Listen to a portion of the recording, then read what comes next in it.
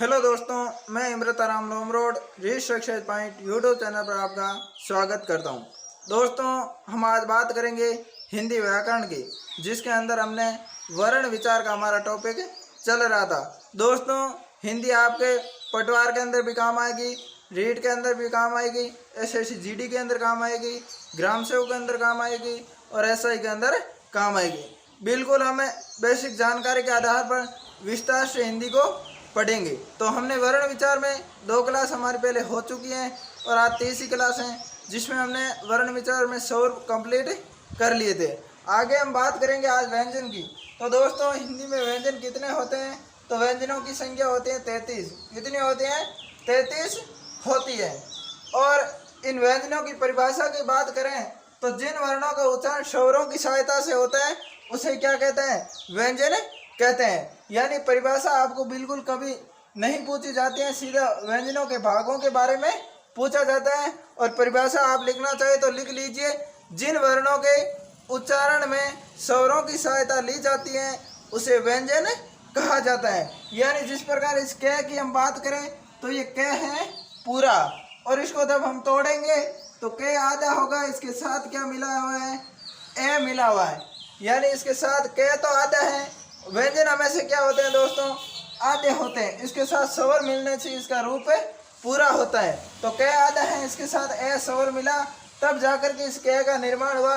यानी इसलिए हम कह सकते हैं जिन वर्णों के उच्चारण में स्वरों की सहायता ली जाती है उसे व्यंजन कहा जाता है।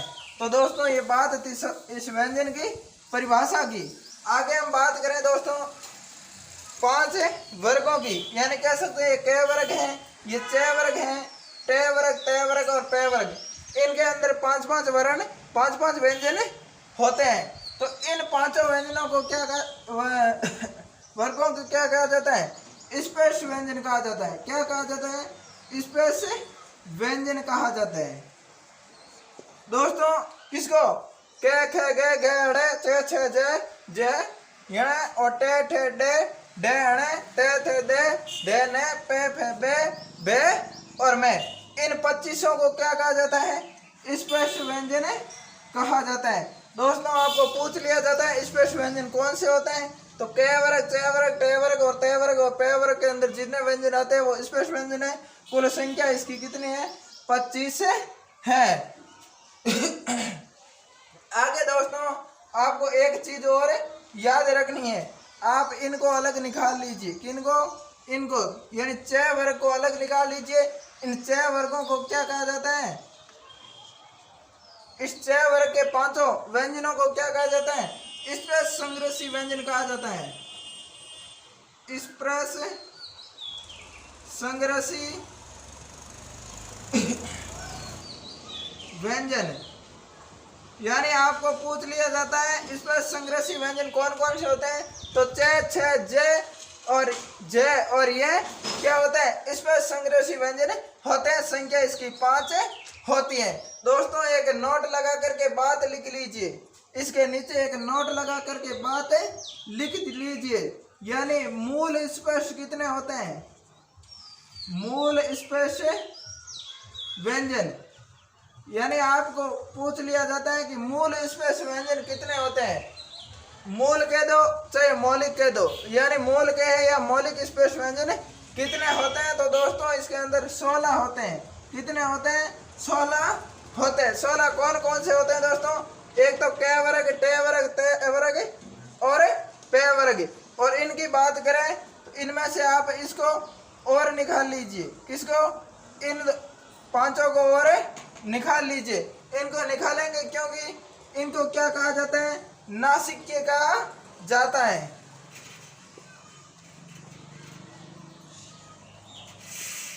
इन्हें नासिक्य दोस्तों कहा जाता है। किसको? इन 5 को, अड़े, अड़े, न और मैं को नासिक्य कहा जाता है। और इन नासिक्य के साथ 2 और जोड़ लीजिए। एक तो अनुस्वर और एक जोड़ लीजिए चंद्र बिंदु। क्या जोड़ लीजिए? चंद्र बिंदु इसके साथ और जोड़ लीजिए। यानी नासिक्यों की बात करें कौन कौन से होते हैं? 1, 2, 3, 4 और यह 5, ये क्या होते हैं? नासिक्य होते हैं। और इसके साथ 2 कौन कौन है? एक अनुस्वर है, एक चंद्र बिंदु है। अब बात करते हैं मौलिक या मूल स्पेस व्यंजनों की। तो अब आप इस स्पेस संग्रही को छोड़ दीजिए और नासिकी को छोड़ दीजिए। इनके अलावा क्या बचे? के, खे, गे, गे, चार ये और चार ये और चार है, यानी के वर्ग के चार, टे वर्ग के चार, ते वर्ग के चार, पे वर्ग के चार, यानी कुल कितने हैं? 16 स्पेस मूल स्पेस हैं। मूल या मौलिक स्पेस कितने हैं? 16 है। कई बार दोस्तों ये क्वेश्चन पूछ लिया जाता है कि मूल या मौलिक स्पेस व्यंजन कितने होते हैं। दोस्तों हम यहाँ सीधे कहाँ चले जाते हैं? 25 में चले जाते हैं। दोस्तों आपको 25 में नहीं जाना है, वहाँ आपको 16 बताना है। और कई बार स्पेस संग्रही व्यंजन पूछ लिया जाता है तो आप इसमें 25 में जाते हैं, 25 में नहीं जाना। चे, चे, जे, जे और ये पाँच ये आपको बताने हैं। तो दोस्तों ये बात किसकी थी? ये व्यंजनों के बारे में बात हमने की थी।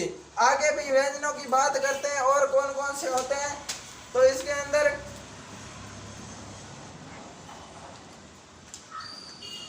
ये बात आपकी के वर्ग की थी, चे वर्ग, टे वर्ग, टे वर्ग और पे वर्ग की बात हमने कर ली। आगे मुख्य मुख्य बातों के बारे में बात करेंगे। आगे आपके क्या अंतस्थ की बात करते हैं। किसकी बात करते हैं? अंतस्थ व्यंजनों की बात करते हैं। अंतस्थ व्यंजन यानी अंतस्थ व्यंजन कौन कौन से होते हैं? तो दोस्तों इसके अंदर ये आएगा, रे आएगा और ले और वे, यानी कुल संख्या कितनी है इनकी? 4 संख्या है। किसकी? अंतस्थ व्यंजनों की। आगे बात करते हैं उसमें की। उसमें की बात करें दोस्तों तो उसमें होते हैं से और है। ये भी कितने होते हैं दोस्तों? 4 होते हैं। 4 होते हैं। दोस्तों आपको यह परिभाषा कोई नहीं पूछेगा कि अंतस्थ व्यंजन की परिभाषा दीजिए, उसमें व्यंजन की परिभाषा दीजिए, यानी परिभाषा आपको नहीं पूछी जाती है। ये यानी उसमें के अंदर ध्वनि निकलती है किस प्रकार की, इसके बारे में आपको नहीं पूछा जाएगा। सीधा आपको पूछा जाएगा ये सवर्ण क्या है। तो इसके अंदर आपको ऑप्शन में अंतस्थ दे देंगे, स्पेस दे देंगे, उसमें दे देंगे, तो आपको बताना है उसमें व्यंजन है। तो आगे हम बात करते हैं संयुक्त व्यंजन की। किसकी? संयुक्त व्यंजन की। तो दोस्तों संयुक्त व्यंजन कितने होते हैं? तो आप देखिए 4 होते हैं। कितने होते हैं? अक्षय, त्रय, ज्ञ और एक होता है श्रय। श्रय कौन सा? श्री वाला श्रय। दोस्तों हम श्री लिखते हैं ना, ये श्री वाला क्या है हमारा? श्रय भी संयुक्त व्यंजन के अंदर आते हैं। आपको पूछ लिया जाता है संयुक्त व्यंजन कितने होते हैं? 4 होते हैं, न कि आप ये 3 बताइए। ये 3 होते हैं। एक साथ में हिंदी में ये श्रय भी क्या आता है? संयुक्त व्यंजन के अंदर आता है। संयुक्त व्यंजन की बात करें तो ये दोस्तों संधि की तरह इनको तोड़ करके लिखेंगे तो इस अक्षय का निर्माण किस प्रकार होता है? के प्लस से प्लस ए से निर्माण हुआ है। किस हुआ है? के प्लस से प्लस ए से निर्माण हुआ है। और इस तरह की बात करें दोस्तों तो ते प्लस रे प्लस ए से हुआ है। ये दोस्तों के से आधे, ते रे आधे है। आगे बात करें इस ज्ञ की तो दोस्तों ज्ञ का निर्माण भी किससे हुआ है? जे प्लस ये प्लस ए से हुआ है। जे प्लस ये प्लस ए से हुआ है। और इस तरह की बात करें तो दोस्तों से प्लस रे प्लस ए से हुआ है। दोस्तों साथ साथ आप नोट्स बनाते जाइए, बिल्कुल हर एक चीज़ को आपको बोर्ड पर लिखाई जाएगी और अच्छे अच्छे तथ्य और बिल्कुल बेसिक तरीके के आधार पर हम हिंदी के व्याकरण को पढ़ेंगे। तो ये बात किसकी थी? अंतस्थ व्यंजनों की। ये रेलवे और उसमें से है संयुक्त अक्षर ज्ञ और श्रय, इनके निर्माण की बात हमने यहाँ कर ली। तो दोस्तों आगे हम बात करते हैं व्यंजन के बारे में। व्यंजन के बारे में बात करते हैं तो एक दोस्तों कई बार पूछ लिया जाता है पार्श्विक व्यंजन, यानी पार्श्विक व्यंजन कौन सा है। तो इसके अंदर बात करें तो आपका क्या है? ले क्या है? पार्श्विक व्यंजन है, यानी यह मुर्दा के पास से यहाँ से वायु निकलने की वजह से इसे क्या कहा गया है? पार्श्विक। लेकिन आपको इस परिभाषा का याद रखने की कोई आवश्यकता नहीं है, सिर्फ आप याद रखिए कि ले को क्या कहा जाता है? पार्श्विक व्यंजन भी कहा जाता है। एक और याद रखिए दोस्तों, परकंपित, या दोस्तों इसे लुंठित भी कहा जाता है। क्या कहा जाता है? लुंठित भी कहा जाता है। लुंठित की बात करें तो ये कौन सा है? ये रे है आपका। क्या है? ये रे है।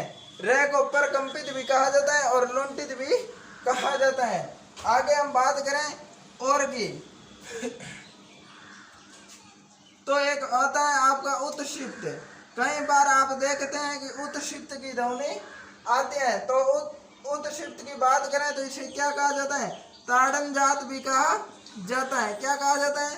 ताड़न जात भी इसे कहा जाता है। आगे हम बात करें इसको और क्या कहा जाता है, तो और कहा जाता है द्विस्पष्ट। क्या कहा जाता है? द्विस्पष्ट भी कहा जाता है। और इसकी बात करें उत्क्षिप्त को, उत्क्षिप्त कौन से होते हैं? तो इसमें एक तो आपका ये डे आता है और एक आता है ये डे। और डे के नीचे क्या है? ये बिंदी लगी हुई होनी चाहिए। तो ये दोस्तों बात किसकी थी? हमने उत्क्षिप्त की। और एक नोट लगा करके बात लिख लीजिए, नोट लगा करके बात लिख लीजिए। यानी किसी भी शब्द की शुरुआत नहीं, यानी दोस्तों क्या नहीं होता है? इस उत्क्षिप्त यानी इस डे और डे से क्या नहीं होती है? कोई भी शब्द की शुरुआत नहीं होती है। कहीं भी आपने देखा इस प्रकार पहले डे आया हुआ शब्द आपको कहीं हिंदी के अंदर मिला? अभी तक तो नहीं मिला। तो दोस्तों हम कह सकते हैं क्या है? किसी भी शब्द की शुरुआत नहीं होती है इस उत्क्षिप्त से। आगे हम बात करते हैं और चीजों की बात करें तो एक आता है आपका इषत स्पृष्ट। इषत स्पृष्ट या फिर संघर्ष हीन, या हम इसे क्या कह सकते हैं? अर्ध स्वर। दोस्तों ये नाम आप याद रखिए बिल्कुल। कई बार इसको इषत स्पष्ट के रूप में पूछा जाता है, कई बार अर्ध स्वर के बारे में पूछा जाता है, कई बार ये भी नाम दिया जाता है कि संघर्षहीन व्यंजन कौन सा है। तो ये दोस्तों बिल्कुल संघर्ष नहीं करते हैं, इन्होंने कभी भी संघर्ष नहीं किया।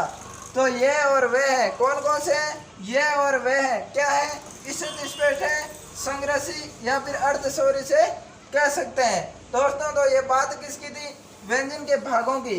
और भी बात करेंगे इन व्यंजनों के बारे में। आगे बात करते हैं हम आगत ध्वनियों की। आगत ध्वनियां यानी कई बार हम देखते हैं आगत ध्वनियां हमारे आगे आती है। तो आगत ध्वनियां कितनी है? तो आगत ध्वनियों की बात करें तो ये क है, ये ख है और ये गे,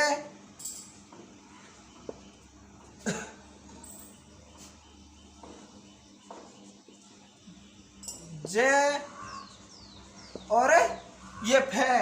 दोस्तों इस आगत ध्वनियों की बात करें तो ये क्या होती हैं? जब ये शब्द किसके होते हैं? अरबी फारसी के होते हैं। और अरबी फारसी के शब्द क्या हुए? हिंदी के अंदर उसी अरबी फारसी के रूप में प्रस्तुत हो गए। तो उनको क्या किया? आगत ध्वनियां। आगत की बात कर सकते हैं विदेश से आने वाली शब्द, विदेश से आने वाली ध्वनियां यानी बाहर से आने वाली ध्वनियां, यानी अरबी फारसी से कौन सी ध्वनियां आई? क, ख, ग, ज, फ। इनके नीचे क्या होना चाहिए? यहाँ बिंदु होना चाहिए, अन्यथा ये आगत नहीं कहलाएगी। तो इनको क्या कहा जाता है? आगत ध्वनियां कहा जाता है। यानी अरबी फारसी के ऐसे शब्द थे, ऐसी ध्वनियां थी जो जिनका उसी रूप के अंदर हिंदी में प्रयोग होने लग गया, तो उसे क्या कहा? आगत ध्वनियां कहा गया। आपको दोस्तों मूल वर्ण पूछ लिया जाता है कि मूल वर्ण कितने होते हैं? तो 44 होते हैं, 33 व्यंजन होते हैं, 11 स्वर होते हैं। तो आगे पूछ एक क्वेश्चन आता है हिंदी वर्णमाला। हिंदी वर्णमाला में कुल वर्ण, यानी आपको सीधा पूछ लिया जाता है वर्णों के बारे में, तो आप 44 बताइए। और इस प्रकार पूछ लिया जाता है कि हिंदी वर्णमाला में कुल वर्णों की संख्या पूछ ली जाती है तो आपको क्या बताने हैं? 52 बताने हैं। कितने बताने हैं? 52। हिंदी की वर्णमाला में कुल वर्ण कितने होते हैं? 52 होते हैं। कितने होते हैं? 52। तो बात करें 44 तो वर्ण हो गए, 4 आपके क्या हो गए? संयुक्त अक्षर हो गए। कौन से हो गए? संयुक्त अक्षर यानी संयुक्त व्यंजन वाले 4 हो गए, अक्षर तरह और ये। और 44 कौन से हो गए? मूल वर्ण हो गए। स्वर और व्यंजन कितने? 44 और 4 आपकी संयुक्त ध्वनियां। और आगे बात करते हैं तो 2 क्या हो गए आपके? हमने पहले पढ़े था कि 2 हमारी क्या है? उत्क्षिप्त वाले हैं। और उसके बाद 2 क्या बात करें? अयोगवा की बातें करें। तो 2 क्या है? 2 तो हमारी उत्क्षिप्त ध्वनियां, 2 हमारी अयोगवा हमने पहले पढ़े थे। वह 2 अयोगवा होने की वजह से क्या हो गए? 44 4 48, 48 2 50 2 52। ये क्या है? हिंदी वर्णमाला में कुल वर्ण है। वर्णों की संख्या कितनी है? 52 है। आगे हम और बात करते हैं इस व्यंजनों के बारे में। किसके बारे में? व्यंजनों के बारे में। तो दोस्तों एक आप लिख लीजिए वतस्वर, वर्तस, ये वर्तस लिख लीजिए। इसके अंदर क्या है? इसके अंदर आपके आते हैं जे न रे ले से, जनरल से। जनरल से क्या आता है? वतस बनता है। यानी जे व्यंजन न रे ले और से, इनको क्या कहा जाता है? वतस कहा जाता है। क्या कहा जाता है?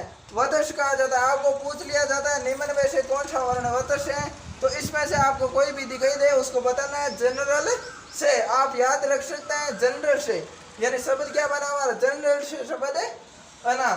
और इस वतस की बात करें तो यह वतस के अंदर जब इनका उच्चारण हम करते हैं तो हमारी जीभ क्या करती है? मसूड़ों को छूती है। आप भी इनका उच्चारण करके देख सकते हैं। जैसे जय, अब जय को हम बोलेंगे तो हमारे क्या होगा? यह मसूड़ों से टच होगी जीभ।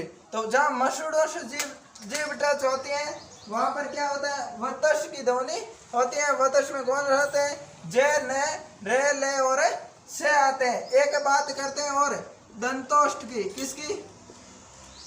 दांत और ओष्ठ बोले जाने वाले वर्णों को क्या कहा जाता है? दंतोष्ठ। वे और फे। दोस्तों ये क्वेश्चन कई बार पूछ लिया जाता है कि निम्न में से कौन सा दंतोष्ठ है, और ऑप्शन के अंदर वे तो आने का आना ही है। यानी ये कई बार क्वेश्चन आया हुआ है और ऑप्शन में वे आते हैं, तो आपको वे सही करना है कि दंतोष्ठ कौन है? वे और फे। तो दोस्तों ये बात किसकी थी? हिंदी के अंदर वर्ण विचार की बात थी। आप लगातार जुड़े रहिए। आगे की बात करेंगे हम, संधि की बात करेंगे।